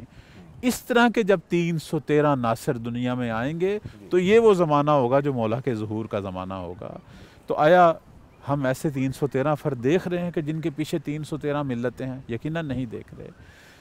تو مولا 313 قائدین کے منتظر ہیں جو 313 لشکر لے کے مولا کی خدمت میں پہنچیں گے۔ تو پھر یہ آغاز ہوگا دنیا کے کافروں سے، ظالموں سے جنگ کا، اور دنیا میں اس علوی الہی حکومت کا آغاز کہ جس کا انتظار ہم کر رہے ہیں۔ تو غیبت کا فلسفہ یہی ہے کہ وہ نہیں ہے، وہ ناصر نہیں ہے کہ جو مولا کی جان کی حفاظت کے لیے بھی اپنی قربانیاں دیں، احسار کریں، وہ نصرت کرے، اور مولا کے اہداف کو پوری دنیا پر نافذ کرنے کے لیے، اس حکومت الہیہ کو بپا کرنے کے لیے جو ہے وہ سامنے آئیں۔ جی یہ جو ہے ایک بہت اہم موضوع کی طرف آپ نے ہمارے اس پروگرام کو موڑ دیا، وہ یہ کہ پھر ہمیں کیا کرنا چاہیے۔ لیکن اس سے پہلے میں آپ سے ایک سوال کرنا چاہوں گا کہ جو ہمارے وظائف ہیں اور عصر غیبت میں ہم کیا ذمہ داریاں ادا کر سکتے ہیں، اس سے پہلے میں یہ جاننا چاہوں گا کہ حضرت امام زمانہ عجل اللہ تعالیٰ فرجہ الشریف کی نظر میں ایک مومن کی طرف سے ایسا کون سا عمل ہو سکتا ہے کہ جو امام کو سب سے زیادہ پسند ہے؟ پہلے ہم اس عمل پہ گفتگو کرتے ہیں، اس کے بعد آئیں گے کہ ہماری اس زمانے میں کیا ذمہ داریاں ہیں، انشاءاللہ اس کی طرف۔ دیکھیں جی، اہم ترین عمل وہی ہے جو ہمارے خود سرکار رسالت مآب صلی اللہ علیہ وآلہ وسلم بیان فرما گئے، وہ ہمارا خود امام کی معرفت کو حاصل کرنا ہے۔ ہمارے ساری چیزوں کا آغاز اس سے ہے۔ دیکھیں، میں تمام ناظرین کی خدمت میں عرض کروں گا، سب سے پہلے تو ہمیں زمانہ شناس ہونا چاہیے۔ بے شک وہ یہ ہے کہ ہم دیکھیں کہ ہم کس دور میں ہیں۔ جی، یہ وہ دور ہے جو ہم یوں کہہ سکتے ہیں کہ آخری زمین کا جو دور ہے، ہم اس دور میں ہیں۔ 1,24,000 نبی آ چکے، آخری نبی کے 11 وصی آ چکے، 12ویں کے زمانے میں ہیں۔ تو اس سے پتہ چل رہا ہے کہ ہم آخری ادوار میں ہیں۔ اپنے زمانے کو پہچانیں اور زمانے کی حجت کو پہچانیں۔ ہم شیعوں کی ایک خوبی یہ ہے کہ ہم زمانہ شناس ہیں اور امام شناس ہیں، اور شیعہ جو ہے وہ تو امام کے بغیر رہ ہی نہیں سکتا۔ لہذا سب سے پہلا جو وظیفہ، سب سے پہلا جو عمل وہ یہ ہے کہ ہم واقعاً امام کی معرفت حاصل کریں۔ بعض دفعہ ہم یہ کہتے ہیں کہ جی ہونی چاہیے اور ہم کر رہے ہیں، لیکن کیا کر رہے ہیں؟ آج تک اس کی طرف توجہ جو ہے وہ نہیں ہے۔ آپ نے بھی اپنی ابتدائی تمہیدی گفتگو میں ایک نقطے کی طرف اشارہ کیا تھا اور میں اسی کی طرف آ رہا ہوں۔ واقعاً سوچنے والی بات ہے کہ میں اپنے مولا کے لیے کتنا ٹائم نکالتا ہوں۔ واقعاً اپنی روزمرہ کا جو ہماری زندگی ہے، شیڈول ہے، اس میں اپنے زمانے کے امام کے لیے کتنا ٹائم نکال رہا ہوں۔ وہ ہماری زندگی میں ہے کہاں ہے؟ کتنی بکس کا مطالعہ کرتا ہوں، चलें बुक्स नहीं, मेरे पास मोबाइल तो है, टैबलेट तो है, गूगल पे मैं अपने इमाम का नाम लिखता हूँ तो उनके बारे में कितने दर्स सुनता हूँ, कितने मज़मून पढ़ता हूँ, कितने मकालात देखता हूँ, आर्टिकल देखता हूँ, कितने ऑडियोज़ वीडियोज़ देखता हूँ। असल में मौला के लिए कितना टाइम निकालता हूँ, मुझे कितनी फ़िक्र है अपने इमाम की। तो जो तवज्जो है ना, मैं अब इससे जो नतीजा निकाल रहा हूँ कि बुनियादी तौर पर सबसे अहम तरीन जो अमल है वो अपने मौला की तरफ तवज्जो और उनकी मारफत और शनाख्त और उसके हवाले से अमली कदम भी उठाएं। आपने तो कहा था 5 मिनट, और यकीनन 5 मिनट काफ़ी नहीं है। ये वो हस्ती है कि जिसके लिए हर घंटे में कम से कम 5 मिनट हों। आयतुल्लाह मिलानी का जी नसीहत थी, वो तो कम से कम हो। हाँ, तो हम हर घंटे में 5 मिनट। मैं नाज़रीन की खिदमत में कहूँगा कि ये हमारे इर्द गिर्द जो हैं, आप हमारे अहले सुन्नत भाइयों के अंदर देखें, इनके अंदर बड़े सिलसिले चल रहे हैं, नक्शबंदिया, कादरिया, पता नहीं कितने किस्म के सिलसिले हैं। कभी इनके साथ बैठें, ये जो मुर्शिदों वाले लोग हैं जिनके इमाम हैं, अलबत्ता हम उनको इमाम नहीं मानते, वो दुनिया के आम बंदे हैं, लेकिन ये उनको इमाम मानते हैं। ज़रा इनके पास बैठ कर देखें, ये 1 घंटे में अपने इमाम का कितनी दफ़ा जिक्र करेगा। तो जिनके दुनिया के छोटे छोटे इमाम हैं, वो आपके पास जब बैठते हैं तो पता नहीं कितनी बार 1 घंटे में उसका नाम लेते हैं। तो जिसको अल्लाह ने वाक़ईन इतना बड़ा इमाम दिया है, जिनका इतना बड़ा मुर्शद, इतना बड़ा वली, इमाम मासूम, जिस पर कुरान की आयत, जिस पर सैकड़ों हज़ारों अहादीस, तो क्यों वो फरामोश है हमारी ज़िंदगी से? क्यों हमने साल में सिर्फ नीमा शाबान रखा हुआ है उन्हें याद रखने के लिए, जिन्हें हर रोज़ याद करना चाहिए, जिनका हर लम्हे हमारी याद हो? तो हमने क्यों पूरा दिन गुजर जाता है, रातें गुजर जाती हैं, बल्कि मैं ये कहूँगा हमारे बड़े बड़े प्रोग्राम गुजर जाते हैं, मौला की याद नहीं होती। हत्ता कि हमारे घरों में, हमारे इमाम बारगाहों में, हमारे इदारों में बाज़ का पता नहीं क्या कुछ लिखा होता है, किन किन के नाम लिखे होते हैं, लेकिन जो वक़्त के इमाम हैं, हय्यो हाज़िर, वक़्त के ज़िंदा इमाम, उनकी तरफ तवज्जो नहीं है। तो सबसे अहम तरीन जो चीज़ है, अपने नाज़रीन की खिदमत में कहूँगा कि अपने मौला की तरफ तवज्जो पैदा करें। और ये मौला का शिकवा भी है, वो फरमाते हैं कि मैं तो तुमको नहीं भूला, हमेशा तुम्हें याद रखता हूँ।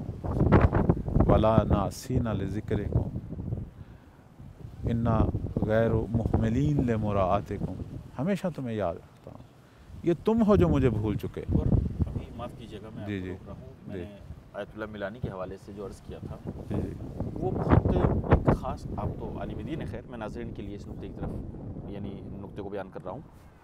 एक ख़ास अक़ीदत रखते थे इमाम ज़माना से, उनकी ज़िंदगी से हम एक बहुत अच्छा दर्स ले सकते हैं। ये याद करने वाली बात जो आपने कही, उनका जो कमरा था जिसको हम दफ्तर कह सकते हैं, जो मसलन एक मर्जा का होता है कि लोग आते हैं वहाँ पे उनसे सवालात और जवाबात और इस तरह के अपने शरई मसाइल हल करते हैं, तो उन्होंने अपने उस कमरे में जहाँ पे ख़ुद बैठते थे, जो उनकी मसनद थी या आज कह लीजिए कुर्सी थी, उसके सर के ऊपर उन्होंने इमाम ज़माना का नाम लिखा हुआ था और हर वक्त कोशिश करते थे कि इमाम की याद में रहे। और वहाँ पे उसके नीचे उन्होंने फ़ारसी में एक शेर लिखवाया था, और वो शेर मुझे जी उस पर लिखा था कि बलाए सरम नाम तुरा नक्श नमुदम, बलाए सरम यानी मैंने अपने सर के ऊपर तेरे नाम को जो है नक्श किया है, यानी कि सरम बाद बे फ़िदाई कदम तू, यानी मेरे कहने का मतलब ये है, मैंने अपने सर के ऊपर जो तेरा नाम लिखवाया है, तो मेरी नीयत ये है और मेरा इरादा इससे ये है कि मैंने अपने सर को तेरे कदमों पे कुर्बान कर दिया।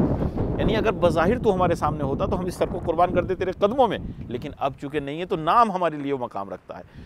हमारे यहाँ एक चीज़ मैंने कहीं पर देखा जो बहुत अच्छा लगा, एक ड्राइवर है, उसने वहाँ पे जहाँ वो गेट खोलता है ना, वहाँ पे उसने लिखा है बिस्मिल्लाहिर्रहमानिर्रहीम, यानी जैसे ही वो गेट खोलेगा उसकी पहली नज़र पड़ेगी वहाँ पे तो वो बिस्मिल्लाह भूलेगा नहीं। तो इस तरह की जगहों पे अगर हम इमाम का नाम रखें या कोई ऐसी चीज़ रखें कि जैसे ही हमारी नज़र पड़े तो इमाम हमारे ज़माने के हमें याद आ जाए, ये बेहतरीन एक तरीक़ा हो सकता है इमाम को याद करने का। देखिए जी, हमारी गुफ्तगू में, हमारे मोबाइलों पर, हमारे घरों, हमारे इदारों, हमारे मराकज़, हमारे प्रोग्राम, हमारी रोज़मर्रा के جتنے بھی ہم کام شروع کرتے ہیں اس میں ولی کو یاد کرنا چاہیے، چونکہ ولی واسطہ فیض ہیں، اور یہ وہ ولی ہیں کہ جن کی ولادت سے پہلے ہمارے ائمہ انہیں یاد کرتے تھے اور ان کے لیے آہیں بھرتے تھے، اور یہ وہ ہستی ہیں کہ جنہیں ہمارے ائمہ کے اصحاب شدت سے یاد کرتے تھے اور پوچھتے تھے اماموں سے کہ کوئی ایسی راہ ہے کہ ہم بھی قائم کو دیکھیں، ان کا زمانہ دیکھیں، ہم بھی مہدی کے زمانے میں پہنچیں، اور ہمارے ائمہ ان کو مختلف طریقے بیان کرتے تھے۔ تو عرض خدمت یہ ہے کہ اللہ نے ہم سب کو یہ شرف دیا ہے کہ ہم اسی امام کی امت ہیں کہ جس کی امت بننے کی آرزو امام صادق کے اصحاب کیا کرتے ہیں۔ خود امام صادق کرتے تھے، خود امام صادق لو ادرکتہ لخدمتہ ایام حیاتی۔ تو آج اللہ نے ہمیں یہ شرف بخشا ہے، اور ہم ہمیشہ مولا کی نظر کرم میں بھی ہیں، چونکہ قرآن کی آیات اور دیگر روایات یہ کہہ رہی ہیں کہ ہمیشہ تم لوگ ولی کی نگاہ میں ہو، ولی تمہارے اعمال ولی کی نگاہ میں ہیں۔ تو کتنی عجیب بات ہے کہ جو ہستی سارا دن ہماری طرف توجہ رکھتی ہے وہ ہمیں سارا دن یاد ہی نہ رہیں۔ تو خدا کرے ہماری توجہ اپنے مولا کی طرف بڑھے، ہمیں اپنے مولا کی معرفت پیدا ہو، ہم انشاءاللہ انہی ایام کی برکت سے، یقیناً بہت زیادہ ذکر ہو رہا ہوگا آج کل چند دن جو ہے بہت سارے، آپ تمام ناظرین ہاں جی، بہت سے لوگ، تو میں یہی کہوں گا کہ خدا ہمارے دلوں میں مولا کا درد پیدا کرے۔ اس وقت ضرورت یہی ہے کہ مہدی کا درد ہمارے دلوں میں پیدا ہو، اور یہ درد پیدا ہو کہ کیوں وہ غائب ہیں، اور ہم اپنے مولا کے ظہور کے لیے کیا کچھ کر سکتے ہیں اور کیوں نہیں کر رہے۔ کاش وہ کریں، کاش وہ امت ظاہر ہو جو مہدی کے ظہور کا سبب بنو، کاش وہ امت، وہ لوگ ظاہر ہوں، وہ ہم میں سے ہی ہوں گے، ہماری نسلوں سے، ہم میں سے، کہ جنہیں دیکھ کر مولا ظہور کریں گے، کہ جو سجدوں میں پڑیں گے اور اللہ سے گڑ گڑا کر یہ مانگیں کہ خدایا ہمیں کچھ نہیں چاہیے، سب کچھ ہمارے پاس، صحت بیماری کی ہمیں کوئی پرواہ نہیں، یہ تیری نعمتیں ہیں، اولاد کا مسئلہ نہیں ہے، رزق کا مسئلہ نہیں ہے، یہ ہم لے لیں گے دنیا سے، دوسرے لوگ بھی لے رہے ہیں، لیکن ہم میں یہ گوارا نہیں ہے کہ زہرا کا بیٹا دنیا میں موجود ہو اور ہم اسے دیکھ نہ سکتے ہوں اور ہم اس کی نصرت نہ کر سکتے ہوں اور ہمارا امام تنہا ہو۔ جب یہ لوگ آئیں گے کہ جو اللہ سے فقط اور فقط مہدی کا ظہور مانگیں گے، امام مہدی کی قربت مانگیں گے اور امام مہدی کے فراق میں شب و روز آنسو بہائیں گے، تو یہی وہ لوگ ہیں جنہیں دیکھ کر مولا ظہور کریں گے۔ کاش ہم یہ لوگ بنیں اور اللہ ہم سب کو ایسا بنائے۔ اور سب سے اہم ترین دعا جو میں اس پروگرام کے اختتام میں یا اپنی گفتگو کے اختتام میں جو کروں گا وہ یہی کروں گا کہ خدایا ہم سب کے دلوں کو ہمارے مولا کی یاد سے منور کر۔ ہماری پہلی اور آخری دعا ہے کہ پروردگارہ ہمیں کچھ نہیں چاہیے، مہدی کے ظہور میں تاجیل فرما، ہم سب کو ان کا خدمت گزار ناصر بنا، ہمیں وہ امت بنا کہ جو امت مولا کی نصرت کرے اور اس عظیم و شان قیام میں شہادتیں دے، خون دے اور حکم خدا کو، توحید کو اور اس ولایت کو اور اس فاطمی حکومت کو پوری دنیا پر جو ہے وہ نافذ کرے۔ الہی آمین۔ اور اسی دعا کے صدقے ناظرین کے دلوں میں جو دیگر دعائیں ہیں، پروردگارہ تو ان دعاؤں کو بہتر جانتا ہے، تو اپنی بارگاہ میں ان دعاؤں کو بھی قبول و منظور فرما انشاءاللہ۔ الہی آمین۔ قبلہ بہت شکریہ، سلامت ہیں، آپ ہمارے لیے بھی انشاءاللہ خصوصی دعا کیجیے گا۔ مسجد مقدس جمکران میں ہیں، انشاءاللہ ہم بھی جو ٹوٹے پھوٹے الفاظ ہیں اس میں انشاءاللہ آپ کو دعا میں یاد رکھیں گے۔ بہت شکر گزار ہیں آپ کے، آپ نے ہماری دعوت کو قبول فرمایا، آپ کو خدا کی پناہ میں دیتے ہیں، آپ سے اجازت چاہتے ہیں۔ سلامت رہیں انشاءاللہ۔ ناظرین، ہماری گفتگو کا سلسلہ چل رہا ہے اور انشاءاللہ یہ پروگرام ابھی آگے بڑھے گا۔ دیکھیے، بہت اہم نکات کی طرف ہمارے مہمان نے یہاں، اگرچہ وقت بہت مختصر تھا، اس گفتگو کے لیے وقت بہت مختصر تھا، لیکن بہت اہم نکات کی طرف اشارہ فرمایا۔ سب سے اہم نکتہ جو تھا وہ یہی تھا کہ ہمیں امام کی یاد میں رہنا چاہیے، ہر وقت امام کی یاد میں رہنا چاہیے۔ واقعاً دیکھیے، انسان کی فطرت ہے یہ، انسان کا مزاج ہے یہ کہ انسان کو جس سے اگر کسی سے کچھ ملتا ہے تو اس کو یاد کرتا ہے۔ تو آپ یہ دیکھیے کہ جس کے صدقے میں ہمیں سب کچھ مل رہا ہے، اور ہمیں نہیں، پوری کائنات کو جس کے صدقے میں مل رہا ہے، جس کی شان یہ ہے کہ الذی ببقائہ بقیت الدنیا، کہ اس کی بقا سے یہ دنیا باقی ہے۔ وہ جو ہے تو اس کے وجود سے یہ دنیا باقی ہے. وَبِيُمْنِهِ رُزِقَ الْوَرَى، اور اس کے صدقے میں پوری کائنات کو جو ہے رزق ملتا ہے. وَبِوُجُودِهِ ثَبَتَتِ الْأَرْضُ وَالسَّمَاءُ، اور اس کے وجود سے یہ زمین اور آسمان جو ہے ثابت ہے. ہمیں کتنا اس کا جو احسان ماننا چاہیے. اور اس کے لیے آپ دعائے ندبہ پڑھتے رہتے ہیں. دعائے ندبہ میں جو اعلان ہوتا ہے وہ یہی ہے کہ اَيْنَ الْوَجْهُ اللَّهِ الَّذِي إِلَيْهِ يَتَوَجَّهُ الْأَوْلِيَاءُ، کہ یہ وہ ہے، یہ خدا کا وہ چہرہ ہے کہ جس کے ذریعے سے اولیاء الہی خداوند متعال کی طرف متوجہ ہوتے ہیں. یہ وہ ہے اَيْنَ السَّبَبُ الْمُتَّصِلُ بَيْنَ الْأَرْضِ وَالسَّمَاءِ، وہ کہاں ہے کہ جو زمین اور آسمان کے درمیان جو ہے اتصال کا ذریعہ ہے. تو یہ ہمارے امام کا وجود ہے. واقعاً ہمیں فخر بھی کرنا چاہیے کہ خداوند متعال نے ہمیں کس زمانے میں خلق کیا ہے، اور اس کے ساتھ ہمیں یہ بھی دیکھنا چاہیے کہ ہم کتنا اپنے زمانے کے امام کی یاد میں رہتے ہیں. تو ناظرین، ہمارے پروگرام کے اس حصے میں آپ ملاقات کریں گے ہمارے دوست، ہمارے عزیز جناب مبشر کاظمی صاحب سے، اور ان کے بہترین انداز میں اور ان کی بہترین آواز میں انشاءاللہ امام کی مدح و ثنا اشعار کی صورت میں جو ہے وہ ہم یہاں پر سنیں گے. تو آپ ہمارے ساتھ رہیں. ہم اپنے جو دوسرے مہمان ہیں ہمارے جناب مبشر کاظمی صاحب، ان کی خدمت میں چلتے ہیں. جناب السلام علیکم. وعلیکم ورحمۃ اللہ. کیسے ہیں آپ؟ الحمدللہ، آپ سنائیں خیریت؟ الحمدللہ. خداوند متعال کی بارگاہ میں اس کا شکر ادا کرتے ہیں کہ اس مسجد کے صدقے میں، ان دنوں کے صدقے میں آپ سے ملاقات بھی ہو گئی. بہت بہت شکریہ، بہت بہت شکریہ آپ کا بھی کہ آج کے واقعاً پرمسرت موقع پر مولا نے چانس دیا، آئے ہیں اور دیکھ رہے ہیں کہ ہوا بھی بہت زیادہ تیز ہے. بے شک تیز اور ہے. آج ہوا بھی جی ذکر الہی کر رہی بے ہے، شک، بالکل امام کی مدح کر رہی ہے. بہت خوبصورت. اور کوشش کروں گا انشاءاللہ آج امام کے حوالے سے کچھ استغاثہ ہے لے کے اب خدمت میں حاضر ہوا ہوں. جی بسم اللہ. تو جیسے جانتے ہیں شعبان کا مہینہ ہے جی اور بہت ہی اہمیت اور پرفضیلت مہینہ ہے. بے شک. ایک ربائی ہے، ربائی سے میں انشاءاللہ پہلے ربائی اس کے بعد استغاثہ کروں گا. تو بہت ہی پرفضیلت مہینہ، اس میں ولادتیں ہی ولادتیں ہیں. جی بالکل. اس مہینے کی سب سے بڑی فضیلت یہ ہے کہ اس میں مناسبتیں بہت زیادہ ہیں، خوشیاں بہت زیادہ ہیں. بے شک. امام حسین علیہ السلام کی ولادت ہے، شریکت الحسین کی ولادت ہے، جناب قاسم کی ولادت ہے، جناب غازی عباس کی ولادت ہے، جناب علی اکبر کی ولادت ہے، امام زمانہ عجل اللہ تعالی فرج الشریف کی ولادت ہے. اور یہ وہ واحد مہینہ ہے جس میں کوئی شہادت نہیں ہے، ولادتیں ہی ولادتیں ہیں. اور محرم ایک واحد مہینہ ہے جس میں شہادتیں ہیں لیکن ولادت نہیں ہے. تو شاعر نے اس نسبت کو بیان کیا. شاعر کہتا ہے کہ آ گئے عباس و قاسم اکبر و زینب حسین، آ گئے عباس و قاسم اکبر و زینب حسین، ہو گئی تیار پوری کربلا شعبان میں. بہت ہی پرفضیلت مہینہ ہے اور امام کی ولادت بھی ہے انشاءاللہ. تو میں بھی کچھ مناسبتوں کے حوالے سے سنا دوں. بسم اللہ کریں. ابھی میں نے ڈھونڈ لیے، ماشاءاللہ. میں نے شاید ایک دفعہ اور پڑھے بھی ہیں. جی جی. لیکن جیسے آپ نے بیان فرمایا واقعاً بہت اہم وہ ہیں کہ یہ ہمارے ایک شاعر ہیں، دوست بھی ہیں، مولانا معراج مہدی صاحب، وہ فرماتے ہیں کہ سنو سنو ماہ شعبان آ گیا لوگو. کیا بات ہے.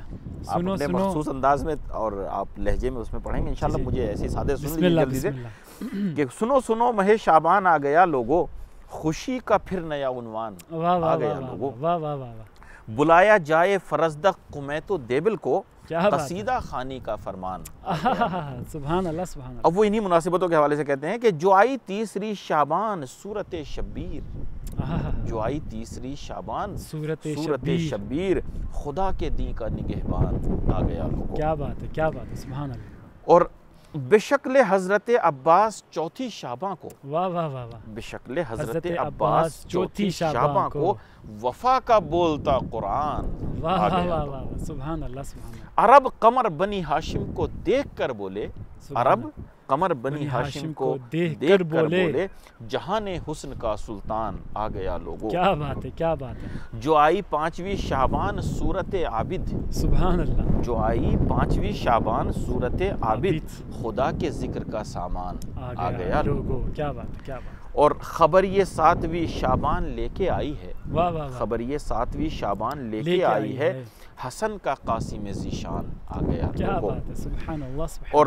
تھا شور آمد اکبر پہ 11 شعباں کو، کیا بات. تھا شور آمد اکبر پہ 11 شعباں کو، ہاں فرشتہ صورت انسان آ گیا، کیونکہ 11 شعبان کو حضرت علی اکبر کی ولادت ہے. اور پسر کی دیجئے تبریک ام لیلا کو واہ واہ چراغ خانہ عمران آ گیا لوگوں. سبحان اللہ. اور پھر آخری دو شعر جو ہیں وہ خود امام زمانہ کے حوالے سے جو تاریخ ہے بے شک. کہ چراغ بیت حسن منتظر کی صورت میں، واہ واہ. چراغ بیت حسن منتظر کی صورت میں بروز نیمہ شعبان آ گیا لوگ. اور آخری شعر میں انہوں نے جو میسج دیا کیا ہے بات، ہم سب کے لیے، کیا بات. ہم جو کہتے ہیں دعا کرتے ہیں نا اللہم اجل ولیک الفرج، تو فرماتے ہیں کہ بلا رہے ہو تو تیاریاں ضروری ہیں. بے شک. بلا رہے ہو تو تیاریاں ضروری ہیں، کسی کا غیب سے فرمان. واہ واہ واہ. آ گیا. جزاک اللہ. معاف کیجیے گا یہ تو درمیان میں آپ نے چونکہ مناسبتوں کی بات کی تو میں نے سنا دیا. ہونا چاہیے آپ کی بالکل. خدمت میں ایک استغاثہ ہے انشاءاللہ، سامعین کی نظر کر رہا ہوں. امید کرتے ہیں میرے ساتھ پڑھیے گا، کیونکہ آج ہم مسجد جمکران میں موجود ہیں، وہ مسجد جو امام زمانہ علیہ السلام کے نام سے منسوب ہے اور کل ان کی ولادت بھی ہے. تو چاہوں گا کہ ناظرین جو گھروں میں بیٹھے ہوئے ہیں ہمارے ساتھ دیکھ رہے ہیں ہمیں، تو اس استغاثے کو میرے ساتھ پڑھیے گا.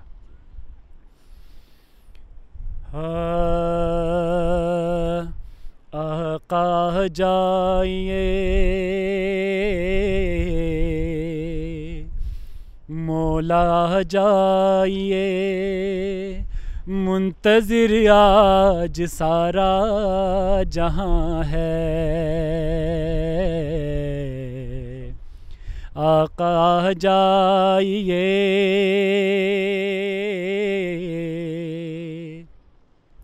مولا جائیے، منتظر آج سارا جہاں ہے.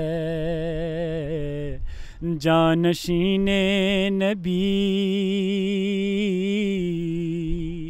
جانشین نبی، آپ کا ہی یہ ارض و سما ہے. آقا جائیے.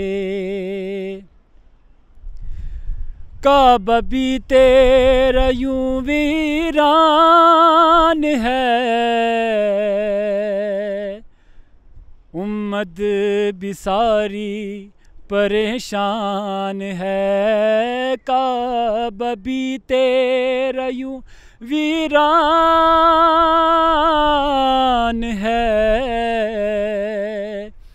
امت بھی ساری پریشان ہے. آپ ہی آئیں گے، آپ ہی آئیں گے تو بسے گا یہ سارا جہاں ہے. آقا جائیے. مولا یہ تیرے جو حبدار ہیں، مشکل میں سارے گرفتار ہیں. مولا یہ جو تیرے حبدار ہیں، مشکل میں سارے گرفتار ہیں. عسکری کے ثمر، عسکری کے ثمر، سرنگوں آج سارا جہاں ہے. آقا جائیے.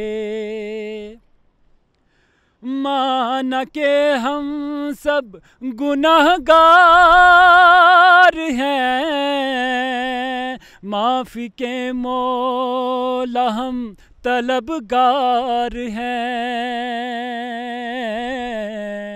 مانا کہ ہم سب گناہگار ہیں،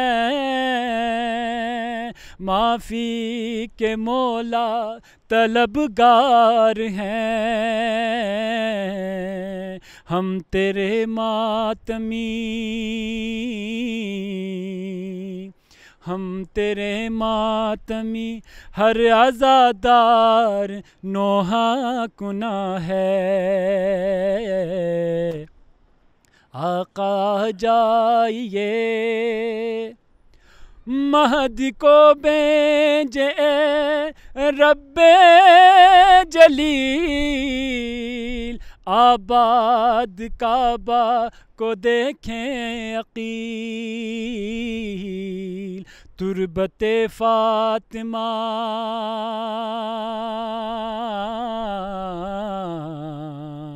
تربت فاطمہ نے پکارا اسہد و زماں ہے،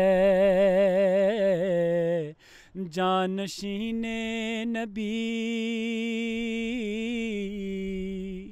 جانشین نبی آپ کا ہی عرض و سماں ہے،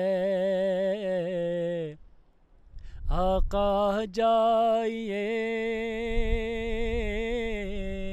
مولا جائیے، منتظر آج سارا جہاں ہے، آقا آ جائیے۔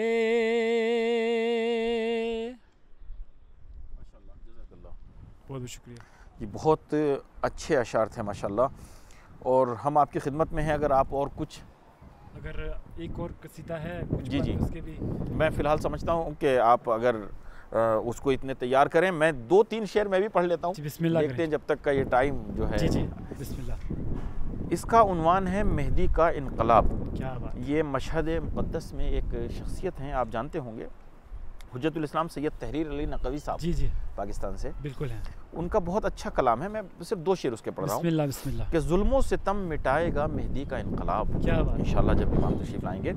ظلم و ستم مٹائے گا مہدی کا انقلاب، امن و امان لائے گا مہدی کا انقلاب، خوشبو دہر میں پھیلے گی نرگس کے پھول کی، کیا بات ہے، بن کر بہار آئے گا مہدی کا انقلاب، طوفان ہے ظلم و جور کے اپنے عروج پر، طوفان میں مسکرائے گا مہدی کا انقلاب۔ چلیے انشاءاللہ اس کو میں مزید کسی دوسرے موقع پر، فی الحال آپ کی خدمت میں ہیں، آپ وہ جو ایک منقبت ہے جی جیسا مولانا صاحب نے ابھی کہا کہ امام کے جو سالار ہیں 113 جی اور اس کے بعد 313 معذرت چاہتا ہوں 313 جی اور ان کے بعد ان کے جو لشکر ہوں گے انشاءاللہ، جی تو شاعر نے اسی کو کہا ہے کہ کاش ہم بھی انشاءاللہ جی کہ اس لشکر میں ہمارا بھی انتخاب ہو، ہم بھی اس میں شامل ہوں۔ تو کچھ اشعار آپ کی سماعتوں میں نظر کر رہا ہوں۔ جی اللہ مجھے لشکر مہدی سے ملا دے، اللہ مجھے لشکر مہدی سے ملا دے، ایسا نہ ہو آقا میرا حل من کی صدا دے،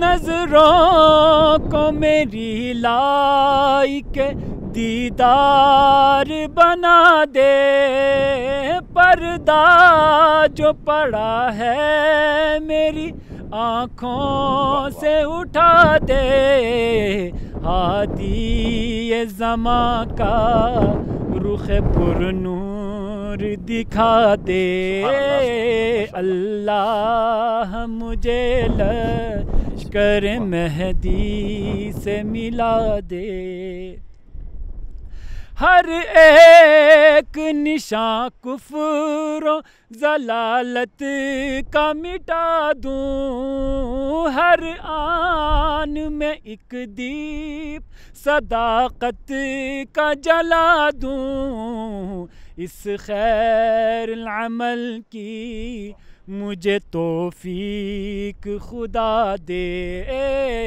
اللہ مجھے لشکر مہدی سے ملا دے، شبیر کے انصار میں شامل ہو میرا نام، جوہر کا ہو محشر میں وہی ہو میرا انجام، خاک قدم حضرت شبیر بنا دے، اللہ مجھے لشکر مہدی سے ملا دے، شامل رہے لہجے میں صدا حرف صداقت، شمشیر تلے میں بھی کروں کوئی عبادت، اے کاش مجھے فاطمہ زہرا یہ دعا دے، اے کاش مجھے فاطمہ زہرا یہ دعا دے،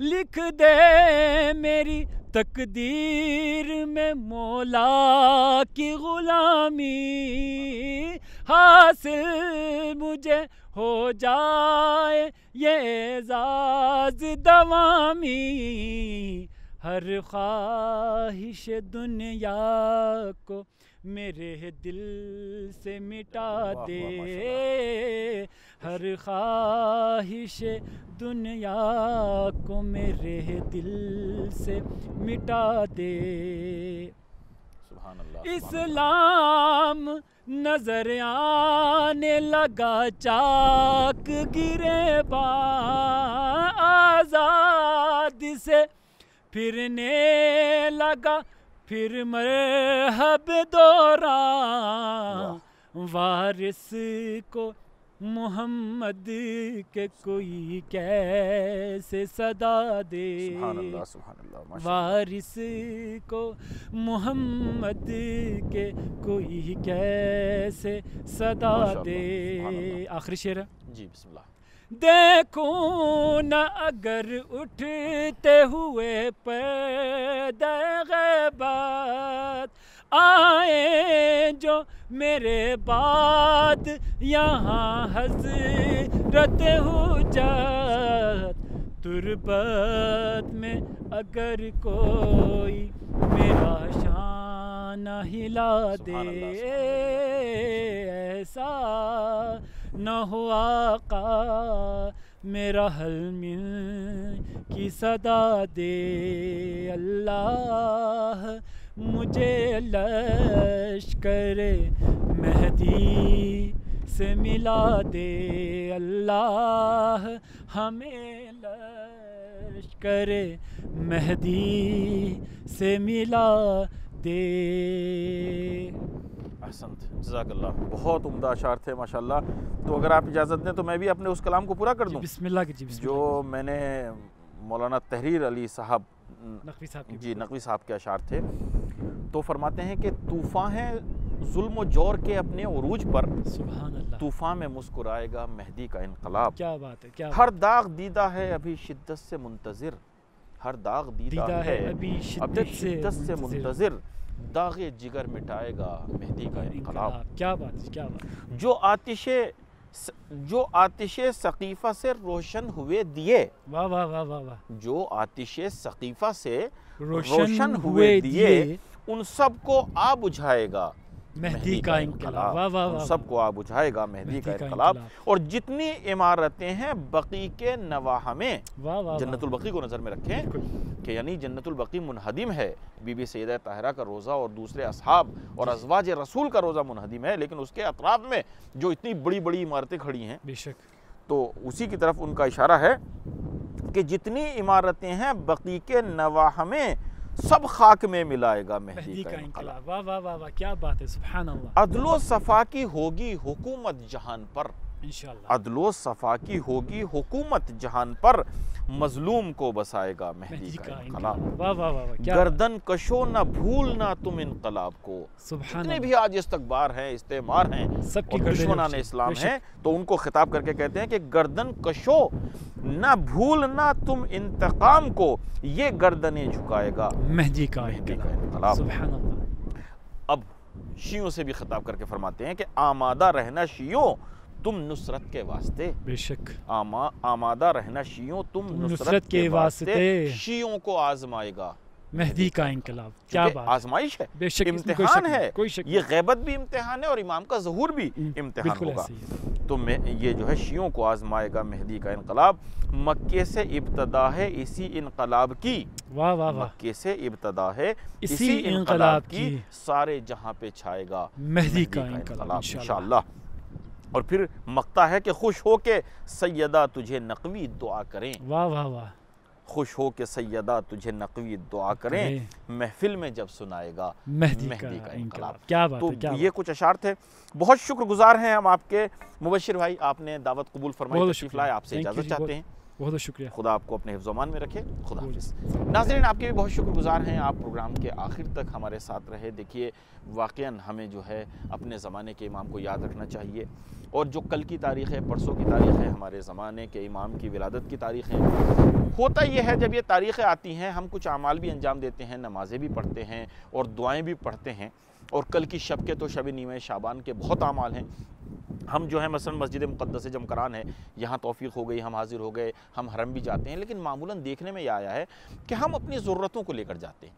ہم امام کو یاد کریں گے، مولا ہمیں اس چیز کی ضرورت ہے، ہم جو ہے مادی مشکلات میں گرفتار ہیں، مولا ہم مریض ہیں، یہ ساری چیزیں ہم اس کو منع نہیں کرتی، بہت اچھی چیز ہے، لیکن کبھی کبھی ایسا بھی ہو کہ ہم کبھی مولا سے خود مولا کی قربت چاہیں کہ مولا آپ کے صدقے میں خداوند متعال ہمیں آپ کی معرفت عطا کرے، مولا ہمیں آپ کے صدقے میں خداوند متعال ایسے اعمال کرنے کی توفیق دے کہ ہم آپ سے قریب ہو سکے۔ ہم خود مولا کے صدقے میں خدا سے مولا کی قربت، مولا کی معرفت اور مولا کو طلب کریں کہ آپ جو ہے جلدی تشریف لائیں، یعنی ہم خدا سے بجائے اس کے کہ دوسری حاجتیں مولا کے صدقے میں طلب کریں، خود مولا کو طلب کریں۔ اور کسی شاعر نے بہت اچھی بات کہی ہے کہ یہ خداوند متعال کے لیے اگرچہ انہوں نے کہا ہے، لیکن یہ چونکہ یہ ذوات وہ ہیں کہ جو مظہر صفات الہیہ ہیں، یہ جانشین الہی ہیں اس کائنات میں، تو کہتے ہیں کہ خود کہ سب مانگ لیا تجھ سے مگر تجھ کو نہ مانگا، خدا کے یہاں کے ہم سب کچھ مانگتے ہیں کہ سب مانگ لیا تجھ سے مگر تجھ کو نہ مانگا، حق یہ ہے کہ توہین دعا ہم سے ہوئی ہے، کہ واقعی ہم توہین دعا کرتے ہیں۔ تو ہمیں کوشش یہ کرنی چاہیے کہ تمام چیزیں جہاں خدا سے مانگتے ہیں وہاں پر جو خداوند متعال کے اولیاء ہیں، اولیاء الہی کی قربت، ان کی معرفت اور ایسے اعمال طلب کریں کہ جو ہمیں ان سے نزدیک کر سکیں۔ خداوند متعال کی بارگاہ میں دعا ہے کہ یہ ہمارا ایک پروگرام جو تھا یہ بھی اسی کا سبب بنے کہ جو معرفت امام اور قربت امام میں اضافے کا سبب ہو۔ آپ سے یہیں پر اجازت چاہتے ہیں، اپنا خیال رکھیے گا، ہمیں دعا میں یاد رکھیے گا۔ خدا حافظ، فی امان اللہ۔